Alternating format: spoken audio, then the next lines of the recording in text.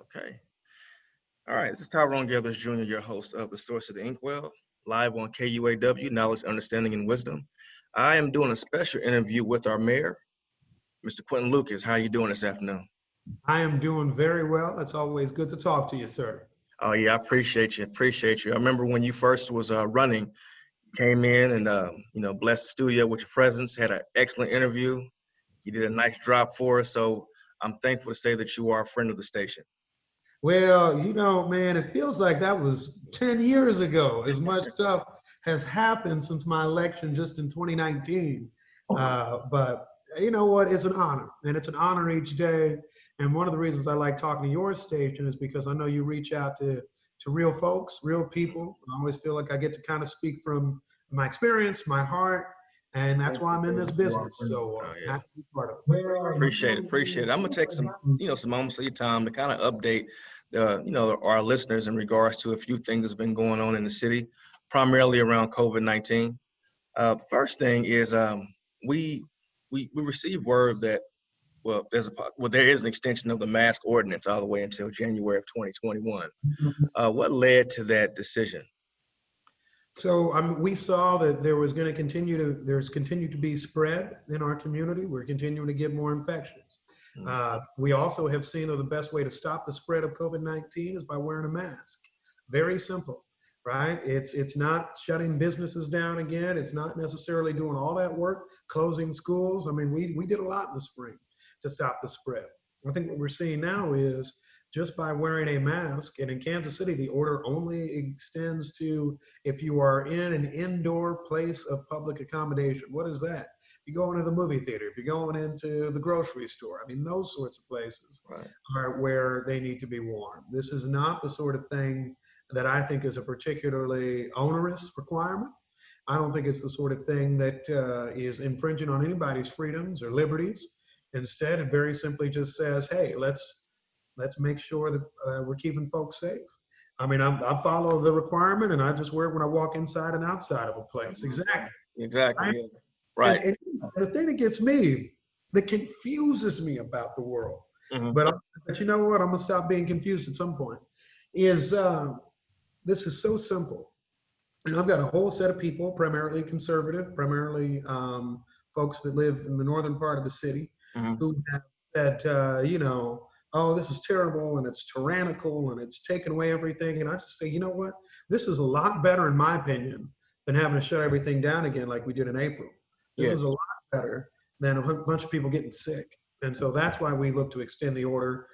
If things get better, then we will absolutely rescind it. But for now, that's where we are. Okay, and that led to my next question. I mean, you already kind of touched on it. Was is there a possibility of another shutdown on the horizon if this does not work? I find I really don't want one. It's my goal, dream, desire that we actually just are able to mitigate the spread by doing things like this, wearing masks, being responsible, being smart, being safe, and that's what we're going to do. And so I hope not. Now, of course, if the case numbers go up, if people are getting sick, if people are dying, then I will certainly do whatever we can to keep the community safe. Because here's a problem, and I know a lot of people told me this way at the beginning. Um, you know, how do I put it charitably? When it started showing, Keep it real with us. I feel you. I feel you. Once COVID started impacting not just tourists who'd been to Italy, Right. when COVID started impacting not just the college kid who was studying abroad, but it came to our community. Then all of a sudden the focus seemed to change, right? Then all of a sudden you had all these people that were saying, oh, well, all these requirements are dumb. Or people that were saying, oh, well, we don't need to wear masks. And I think a large part of that is the fact that it is disproportionately impacting Black and brown people in our community. It is disproportionately impacting certain areas of our community. And my view is that we need to make sure everyone can be safe. That's why we have these types of rules. In the same way that if there was an outbreak of something in Harrisonville, I would be saying, hey, how can I make sure the people who live 35, 40 minutes south of me can be safe? I hope we're seeing that same thing everywhere. Unfortunately, I don't think our country is reflecting that right now. And I think that's to our detriment. Yeah, most definitely. And You were speaking about the collaboration with other municipalities. And that leads to my next question as well is, are you working closely with other counties and other cities in regards to consistency? Because one thing that I've noticed that we're lacking, period, with the whole COVID-19 piece nationwide is consistency. Yeah. Yeah. I mean, I think the lack of consistency is one of our greatest challenges, one of my biggest annoyances. Um, because, I mean, look, here's the thing. National leadership is key on something like this. The president has a doctor traveling the country. She came to our city last week, who was saying, yeah, people should be wearing masks all the time. But then you hear separately from Washington, don't worry about it. You know, they're saying that you should shut down some things, but then you hear from Washington, don't worry about it. So it's not just a lack of consistency, it's conflict, it's conflicting advice. And whether you like the president or not, hearing those conflicting messages confuses our kids, confuses a lot of people in our community, and gets people to say, well, why does a mask matter if, you know, we're seeing a whole bunch of people that aren't worried about such things? And so I would like to see that level of consistency. I don't think we are now. And it makes it harder for mayors. It doesn't mean that I'm not going to do my job and try to get that across the other counties, the other jurisdictions, but it presents some frustration for us on it. Okay. Yeah, you're right, because I mean, you're hearing something here and there and people are confused. So I'm definitely a strong proponent of that consistency. Now, my next piece is in regards to, I kind of want to take a little detour over to our students here. You know, we're starting the school year off with, you know, it's different with teaching. As you can see right now, around this time, I have a classroom full of kids. A lot of teachers doing online education. A lot of students are at home. Parents are, you know, just trying to figure things out. My question to you is what piece of advice do you have for us going into this school year right now? You know, to give us some words of encouragement. Well, first of all, I want to say thank you to all of our teachers out there who have done that very, very challenging transition to online learning. I teach law at the University of Kansas, and so my students are in their 20s, usually some in their 30s. But and that was hard, and that was a hard transition with a bunch of adult college graduates, and just switching to your teaching techniques, how you interact, how you get feedback, right? Those become so much more challenging. So it is all the more frustrating, I imagine, for folks that are in a classroom and really trying to get that feedback, being able to see what students are understanding what you're saying, et cetera. And so I thank our teachers for that. I thank our parents, and I thank our young people. You know, they're showing an amazing ability to deal with adversity in a way that you know, I didn't have to deal with growing up, at least in terms of the classroom. You know, my classroom was my safe space. You know, a lot of times if you're having troubles at home, the school, the classroom, that environment is the place that you want to be. And so us interrupting that, we recognize was a challenge. On the point of, you know, what kind of advice or other pointers we can give, a few things. One, if you're somebody who's listening on KUAW and you have any lessons you can provide, any co-curricular support you can provide, reach out to a teacher that you know with that idea. Now, don't just talk to them about what they're doing wrong. People love to do that, say that. But say, you know what, I heard about this innovative way to teach, you know, times tables, right, when you're not in the same place. Or I heard about this way that you could do a home art project that doesn't cost a bunch of money to do, right, by compiling something that's already inside the house. I mean, those are the sorts of things that I would encourage people who really care. That's what I would encourage them to do to make sure they're stepping up to try to, you know, get us somewhere in connection with this. Yes, that's that collaboration. I mean, and you know, there's that old African proverb that says it takes a village to raise a child.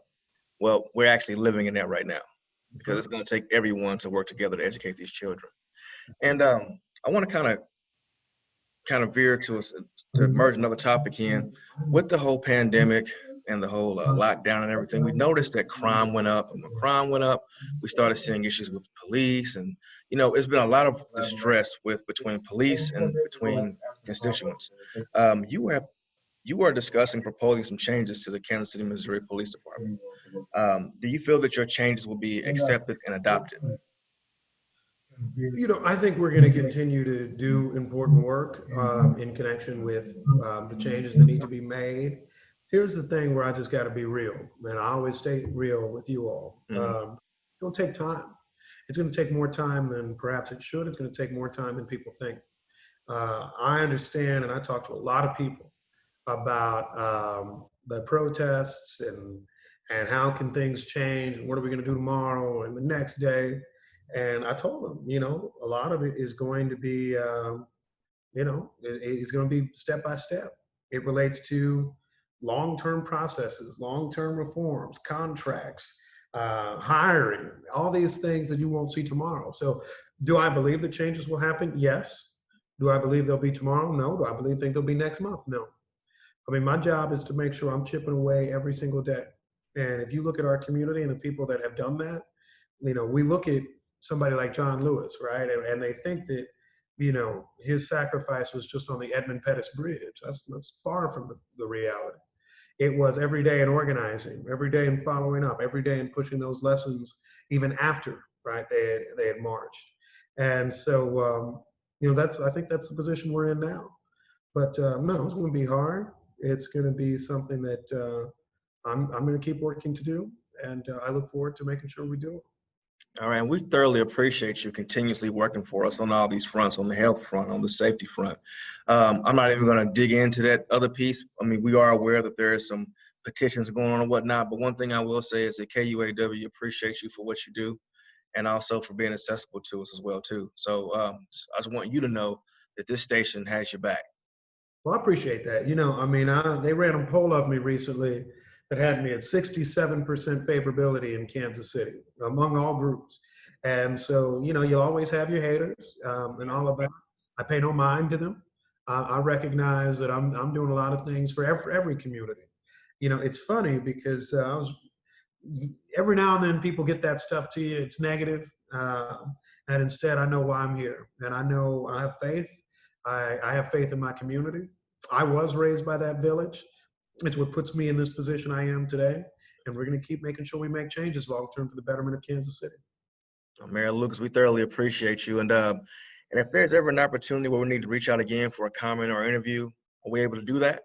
You sure can. I'd be happy to talk to you and look forward to it. All right. Thank you, Mayor Lucas. God bless, and we'll see you soon.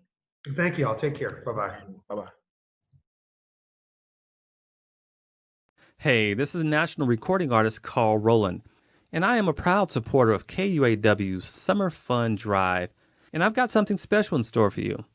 So come on and join me. Head to KUAW.org and donate now. There is no minimum, but your support of $5, $25, or even $100, it doesn't matter.